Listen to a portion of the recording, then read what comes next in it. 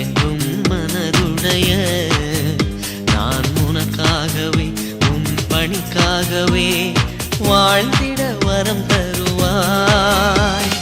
கருவாக என்னை படைத்து உயர் கண்மணியாய் என்னை வளர்த்து, கருவாக என்னை படைத்து உயர் கண்மணியாய் என்னை வளர்த்து, கரமதிலே